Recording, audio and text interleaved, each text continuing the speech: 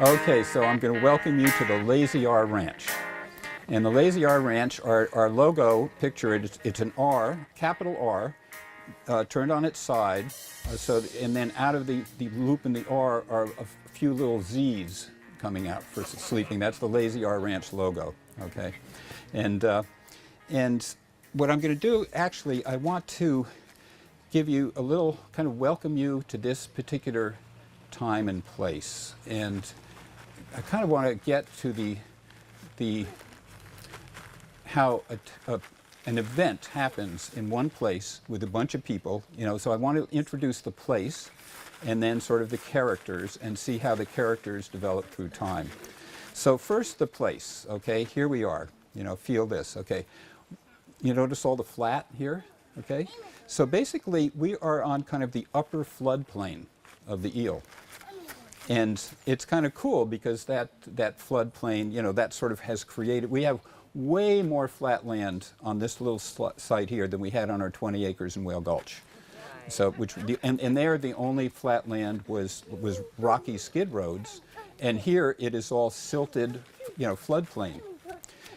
There was a redwood tree right over there that was maybe 50 feet higher than the tallest tree, and it was shading out our orchard.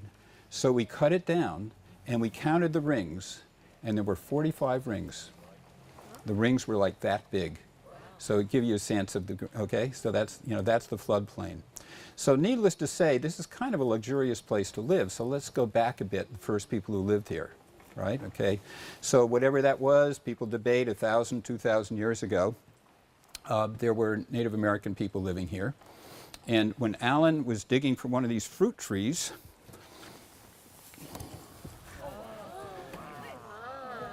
okay, living proof of a pestle right here, pounding.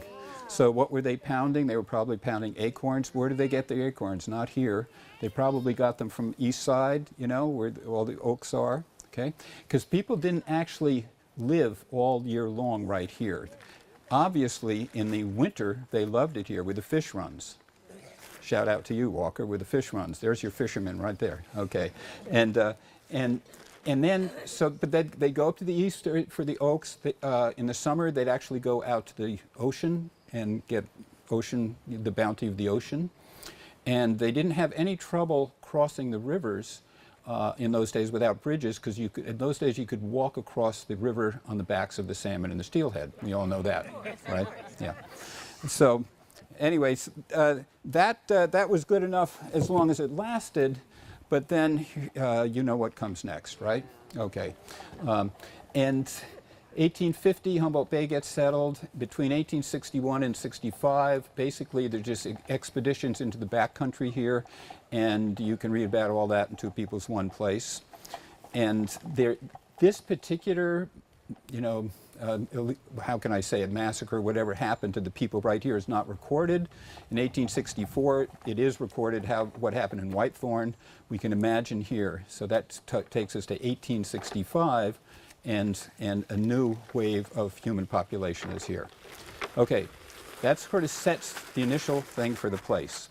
Now, for the people, first of all, it's my birthday, so I'm going to talk about myself for a bit. And I'm going to start back in 1865, probably the year that the native people ceased to live around here, whether they were pushed off or killed or whatever happened. In 1865, literally halfway around the globe, in Russia, right kind of on the plains between Russia and Poland, it's not clear at that point whether it was probably Russia, my grandfather Morris was born, my paternal grandfather. And so that's only my grandfather. born in 1865, the year the Civil War ended, and the year that the last year that Indians were here. That was my grandfather. So you give it a sense of time. Of course, part of that is my own doing, my own 75 years, you know, but that contributes to that expanse of time. My grandfather lived in Russia till he was maybe a teenager, about 18, and the Tsar's army, the Tsar's going after him, and so he doesn't want any of that, so he's getting out of there. Hides in a hay wagon going across the border, and in the hay wagon, border guard, pitchfork, misses him. And so I am here. So, you know, we're looking at the big picture here, right? Okay, so then we're going to fast forward that till when I am here, which is 1943. You can probably do that math. And now, so I'm here then, and interestingly enough, 4 years later, this house is built. So this house is now 71 years old. Okay, so I grew up in New York. And when I was 18, I too, for much lesser reasons, wanted out of there. It wasn't the Tsar's army, I just wanted out of the East Coast. So the day after graduating high school, pack on my back, I'm headed west. So we'll skip all of the little stuff, but a few years later, I'm going to wind up in Whale Gulch. In Whale Gulch, and at that point, what we were doing, we were buying pieces of land. There's no way that I could afford the $105 land payment a month on my own. So I said, Alan, what do you say? And Alan says, sounds good to me. So Alan came on board, and another person, Tanya, because that really cut the price down. So we're only 35 each. We could handle that. Those were different times. Anyway, and then a couple years later, Alan meets Helen, and a year after that, Marie comes along, and the rest is history with the four of us. And it's a long partnership. In Whale Gulch, Marie she's game for 10 more. She says, I'm giving it 10 years, and she was 30, you know, and then when she turns 40, she says, I've spent 10 years in Whale Gulch, it's been good, but I'm moving to town. And anybody else wants to come can join me. So me, yeah, well, yeah. The way I tell it, though, the way I tell it is me and the kids said, yes, we're in. And anyway, so we came to town, and we were all ready. It was great, you know, and the town was great because we got a place at the other end of Redway where they could walk to school. We were there for 4 or 5 years. And Marie and I loved taking walks, and so her lunch hour from the health center, and I'd be walking down here, and we kept meeting each other. She'd go this way, and I'd go that way, and we kind of meet here. Guys. And then, we went in the rain, and I remember once we actually entered that screen porch, and it was not inhabited then because this was just a vacation house, which, by the way, we all found out it was a vacation house when we wound up getting it, and there's no insulation. So of course, it was a vacation house. And so we're meeting, you know, how many times can we do this before we say this is great? And Rick Tamar from Sproul Creek says, hey, you know, I've seen you down there, because he was doing the yard work, and the place is for sale. So anyway, we say, okay. But once again, the price is more, but it's, you know, but we can't afford it. And we say, hey, wait a second. So Alan and Helen, what do you say? And Helen says, I've always wanted a place by the river. And so, sight unseen, they say, sign us on. We trust you. And then the day they come up to literally sign the papers, they get up because they're birders that morning. They go out and they see what? An eagle. Was it a bald eagle? You know. So anyway, so that's right. Anyway, so that's, you know, that's this place. And so now I'm going to take you a little tour through this place while you're here, because maybe enjoy some of the spots. First, this orchard was here, and when we first bought the land, that first year, we got Ram Fishman and Dan Brewer to do a pruning workshop on a little pear tree over there. And they did it, you know, they pruned it. Gosh, boy, they take a lot out of it, you know, so that was pretty good. But then it grew back, and we got pears. And interestingly enough, about 4 years ago, somebody else came and pruned it. A bear came right through there, through that gate, and they had a much less fastidious pruning job, but the results were just as good. And I cleaned it up a little bit, and last year was our best Bartlett year ever. So shout out to the bear. We had a great pear tree, which gave us 200 pounds. We got a clone off of that, and that's giving us, if you go back there, there's one old plum tree, and there's 3 clones that Ram helped us with off the plums, so now we have 4. Okay, so the orchard's a sweet place.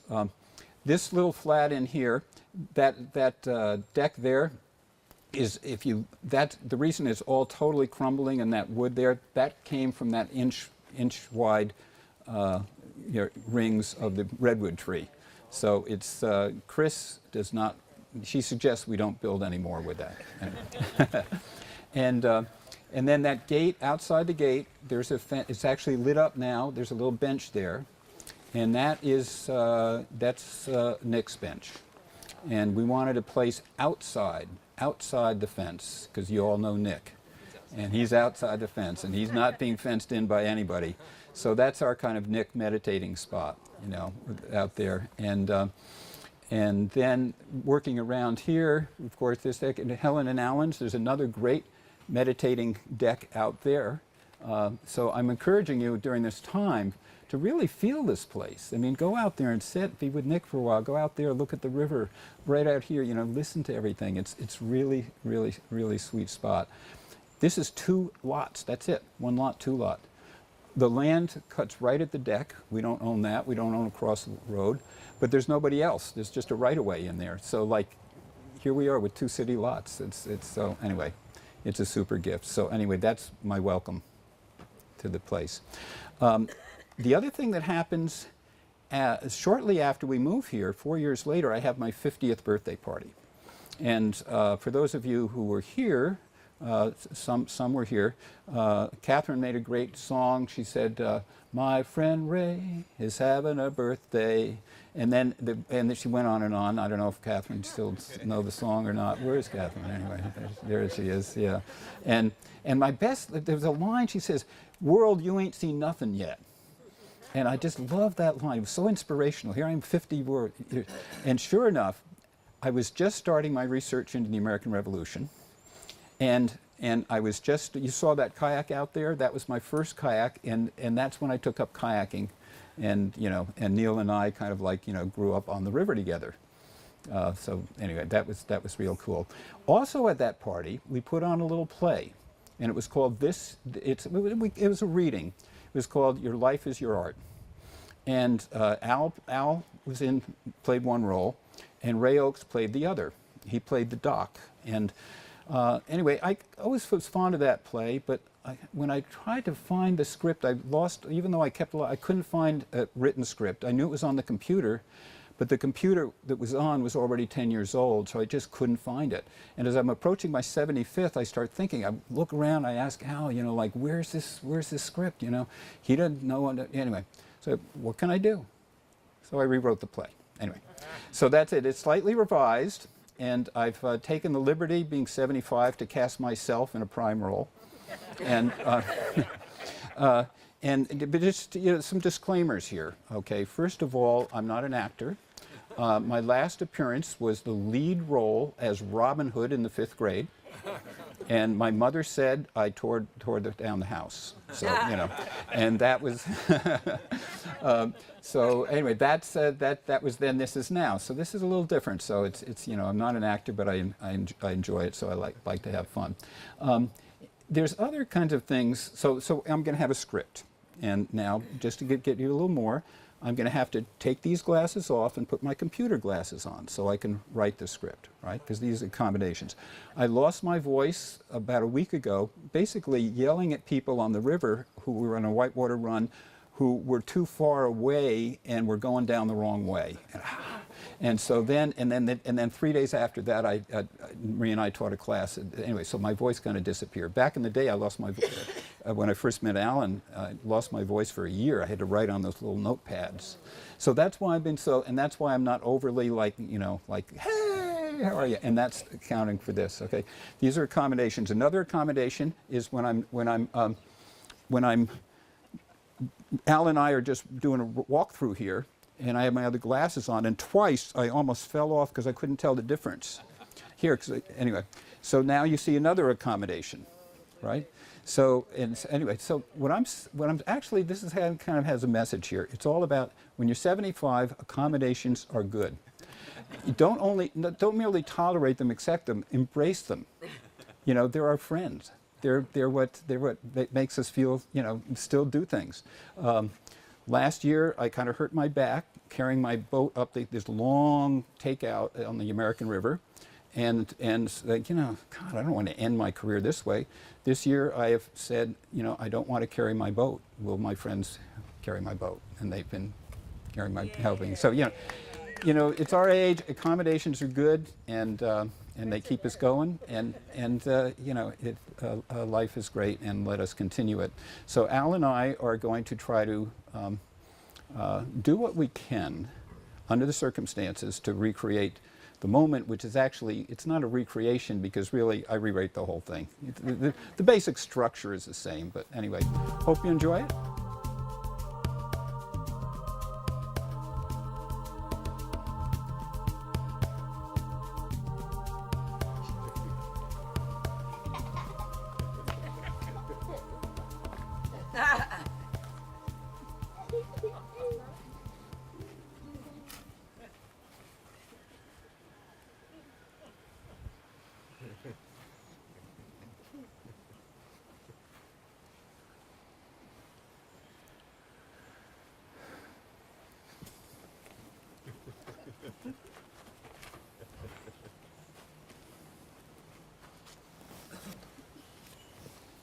A customer.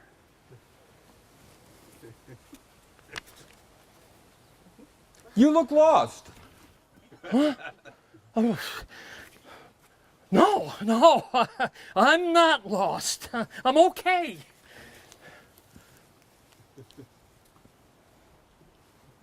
Well, maybe, you know, I'm sort of okay.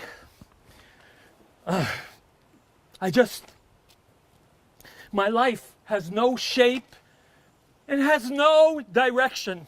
Well, that's obvious.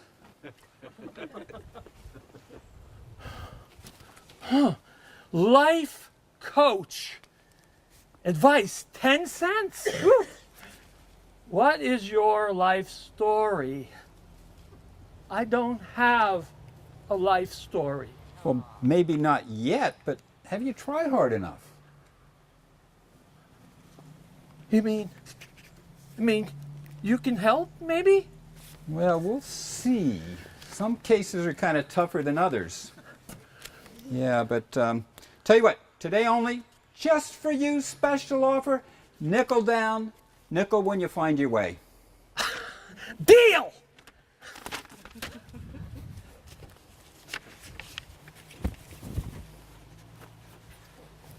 What can I say? Advice is cheap. Does anybody have a nickel? I got one. Oh, thank you so much.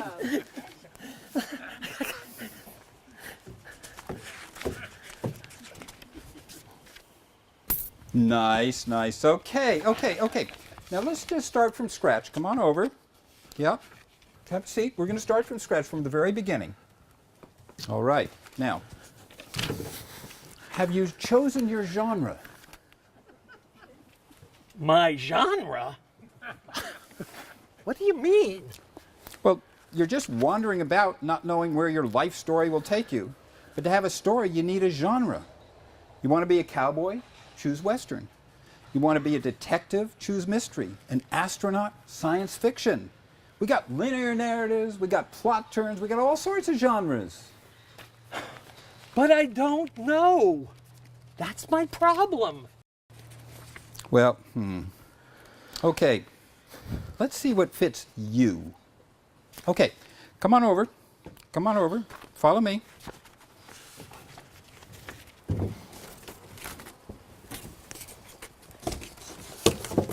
Body and soul gym. Get your life together, dude. Lady dudes welcome. LGBT friendly. Huh. Why are we going to a gym? Well, to toughen you up. Come on, your soul is lost without a strong body to inhabit. Now tighten your core and hop on this exercise bike.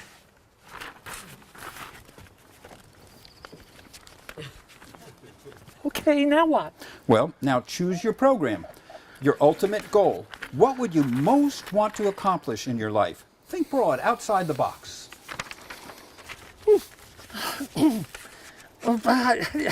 This. But what is this here? Okay.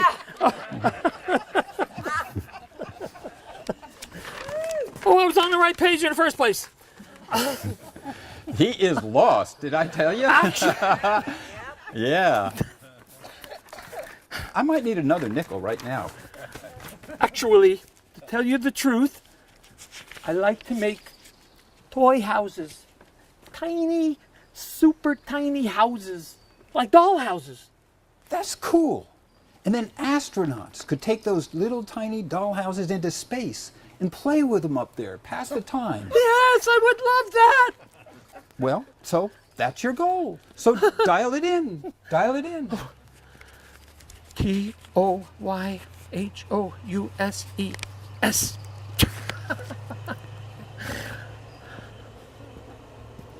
And now? Well, pedal. Yeah, that's it. Keep pedaling. Okay. Now, nice. Get a stride going.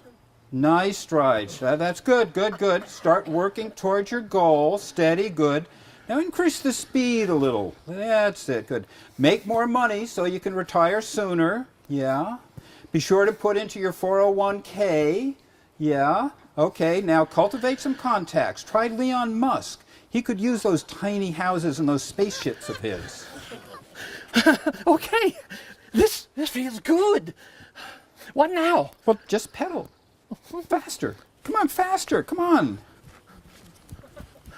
But I'm not getting anywhere. Oh, shut up and paddle. You set up your control panel, right? That's your goal. You just choose a goal and go for it. Keep pedaling ever onward. This is hard. And the bike won't even turn. Sorry about that, but straightforward is endemic to the genre. Straight ahead. You're a beginner, so we're opening with linear narrative, straight line. You start at point A, then point B, then point C, and you end at point Z. Now show some grit and plug away. To impress Leon Musk, show him you've got the right stuff for his spaceships. So I get up. Whatever you do, don't ever veer off course. You can change your direction even a little bit. It alters your trajectory, and you're going to be miles off the road by the end. So I get up at 4 a.m. every day. The same thing. Go to work, come home exhausted, drink a beer, watch TV, floss my goddamn teeth. I don't know about this. Yeah, so you don't have the right stuff after all. Can't meet your goal, eh? I've had it. This is not for me. I need changes, some twists and turns. Okay, so you don't want a linear narrative, then you want some turns. We give you some plot turns in your narrative. Okay, we'll work in some plot turns. Okay, so let's see. Now, come on over here. Where are we going? Come on over. What's next? Come on over. The world is your playground.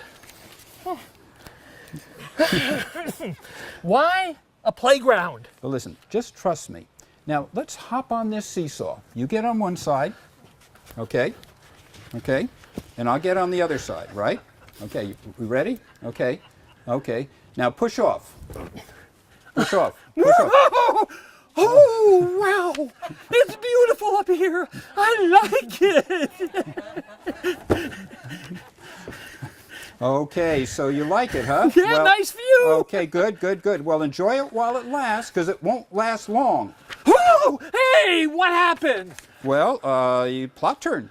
You wanted it, now you got it. What goes up must come down. A hero's rise and fall. Oh, yeah? That's the genre. I'll plot turn you a thing or two. Oh, yes, yes. Oh, absolutely. Well, The air is so much better up here. yeah, you like it, huh? Okay, well, you mean was better. Wow, no, stop, please, please. No stopping a hero's rise and fall. I don't like it. Falling makes me feel depressed. Fussy, fussy, fussy, what can I say? Okay, okay, whatever you say. We got other models, other genres. Okay, back to the gym. The gym again? Yep, back to the Please. gym. Yep, playground's too soft. Okay. There you go. Okay, so we're back on the gym. Now climb on that Stairmaster right over there.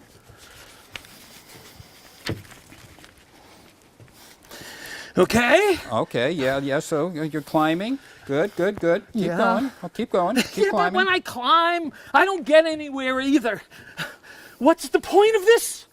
Just to climb. That's it. And while you climb, tell you what, carry this rock. Okay. Just carry this rock, you know. We're going to make a special climbing guy here. That's it. Okay, carrying the rock. Okay. Now, you see, there's no result this time. You're not setting your goal. You're just the process. It's all about process. Climbing makes us strong, even if we never get to the top of the mountain. Just as Sisyphus. His rock kept rolling back down, no matter how close he got to the peak. And so it is with life. I don't like this either. Well, you aren't supposed to like it. You think Sisyphus didn't get tired? But he was buff, like all those Greeks. He trained for the Olympics. I'm just an old Martin guy. Yes, those Greeks. Strong bodies and great stories. This here is the best. The myth of Sisyphus. Carry the rock up the hill, and you'll never get there. An absolute classic. All plots since have just rolled back downhill. Classics, smash it. This is too much for me. Too much? Yeah, I'm all worn out. Isn't there an easier way? Easier? You want easier? You want easier? I give you easier. Okay, you want it? You wanted it? Come on, back to the playground. Back to the playground. The seesaw again? No, not the seesaw this time. Okay. Tell you what. This time, we've been there, done that with the seesaw. We're going to start you out right at the beginning of the sandbox. How? The sandbox. The sandbox have us? Yeah, come and climb into the sandbox right over there. That's it. Okay, the sandbox. That's it.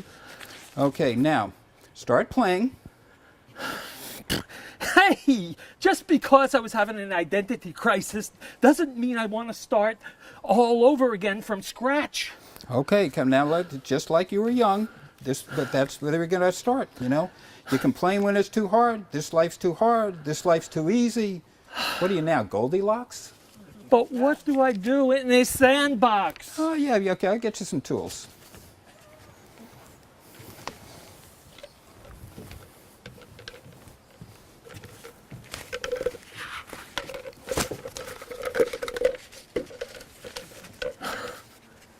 This is all I get? Yeah. A shovel, a pail, and a few feet of sand? Yep. That's all you had. That's all you had. Now just dig. Okay. Move some dirt. That's it. Okay. Whatever you want. What do you want to make? A ditch, sandcastle, throw some dirt at your mommy, whatever you want. It's up to you. Okay.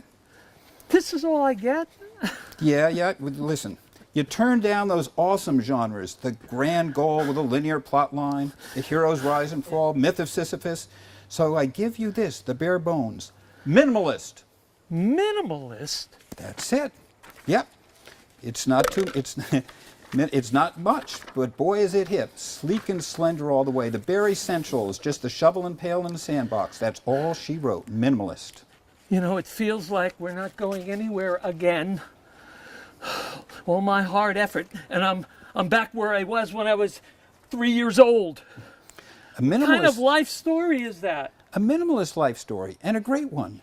Your whole life reduced to that of a 3-year-old. This might set the record as the best, sleekest life story of all. No, wait. Any record, even this, would contradict the very essence of minimalist. So forget the record. Just keep playing with your sand. Ha ha! I got you now. Now you're going in circles. Circles. Yeah, circles. Great idea. Hey, I've forgotten one of our best options. One of our best options. Okay. Step this way, young lad. Wouldn't you like to take a ride on the merry-go-round? Sure. Whatever it takes to get me out of this sandbox. I've had it with the minimalists. Boring. Hey, listen, don't blame me. You passed up the maximum stuff, and so let it be. Okay. I give you a minimum, you pass up maximum. Come on. Oh. There we go. Do. Round. Okay, yeah. Hey. You're doing good. I like You're doing this. good. I like it. Yeah. Yeah. I like this. I don't have to do anything. Yeah. Whee, mommy, look, no hands. Nice. Yeah. But Okay. I'm getting dizzy a little bit. Okay, well, listen, try spotting like the dancers do. You know, that's how they stop getting dizzy. Okay, so when you come in, just Okay. look at those people out there, and that'll help you from getting dizzy. Yeah, keep going. Okay. Yeah, that's better. Thank you. Hey, what kind of story is this?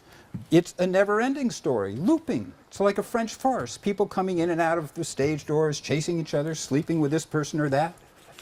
So what's the point of this whole thing? Well, there's no point. It's just fun, full of frolic. Hey, enjoy the ride. Well, it's better than the rest, but how long does this go on for? Forever, your whole life. You mean I can't get off till I die? No, of course not. And not even then. Once you're on board, you just keep coming back. Reincarnation, the ultimate merry-go-round. I can't even handle this life. Now how can I deal with more lives? Oh, look, with any luck, you like it easy. With any luck, you might just come back as a worm. That would be easier for you. No. I could get stuck in that sandbox. Okay. Boring. Okay, then how about a lion? Would you like that, king of the beasts? I'm a vegan.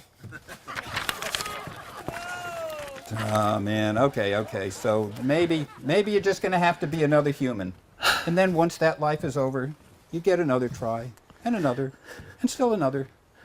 This is ridiculous. I asked you what I can do with this life, and the best you can offer is more of the same forever and ever and ever. It's absurd. Absurd. Right on, yeah. That's another great model we have. Now come on over here to the yoga room. Back to the gym, okay? And to the yoga room. Okay, now do as I say. We're going to try a new model. This is called Krishna Yoga. Okay, now come over here. That's not this way. No, this way, and this way over here. Okay.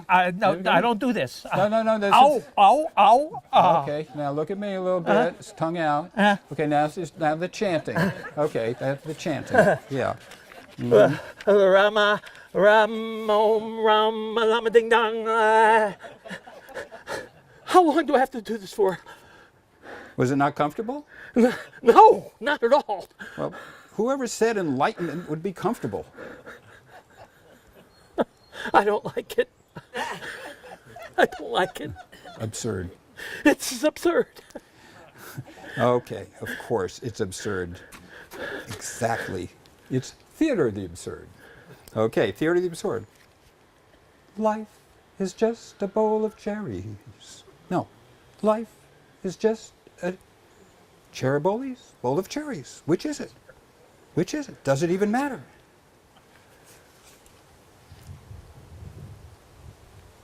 Hey, you still there? Hello? Hey, don't abandon me now! Stop. I'm waiting Waiting for what? for Godot. Everybody knows Godot will never come. Okay, then, I'll wait for Bigfoot. Bigfoot will never come either.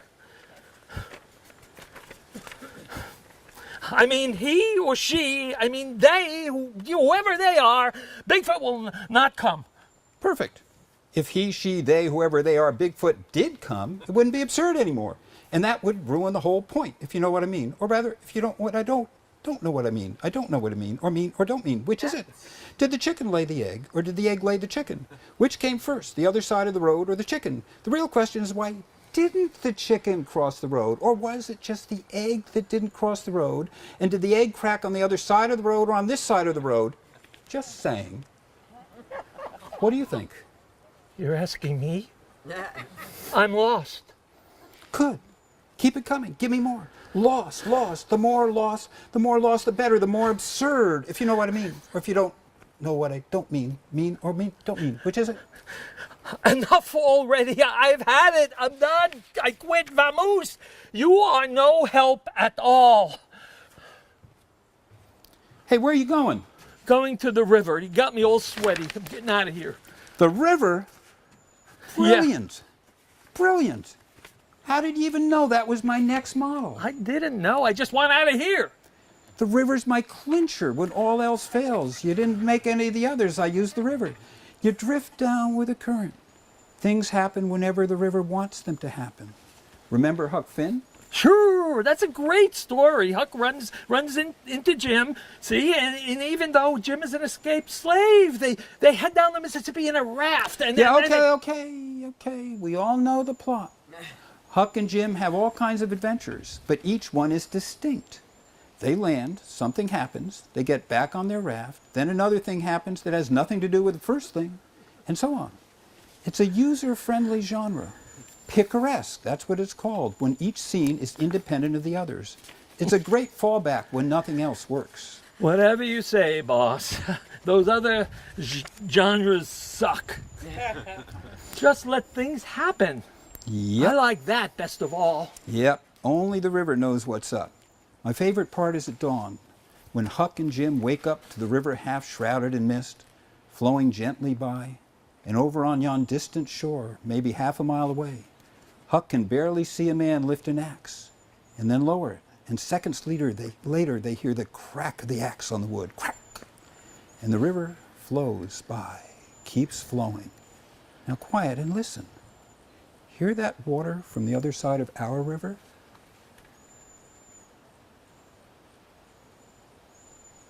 So gentle. I like it. It's so soothing. Very soothing.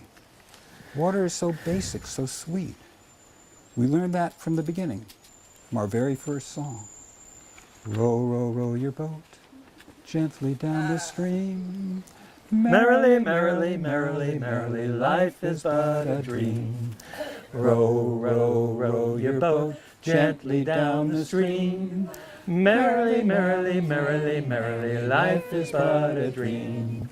Row, row, row your boat gently down the stream.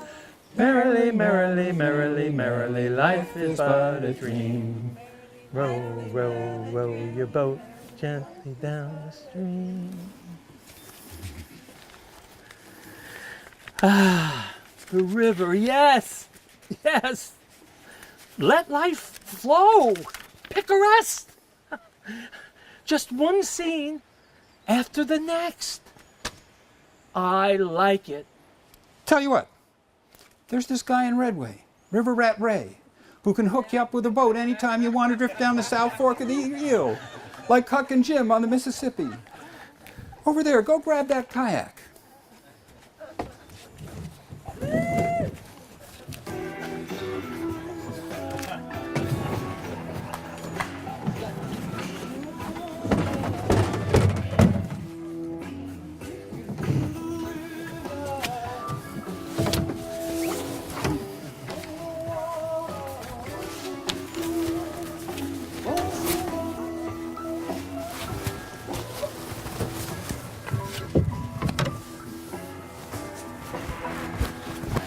How's this go on?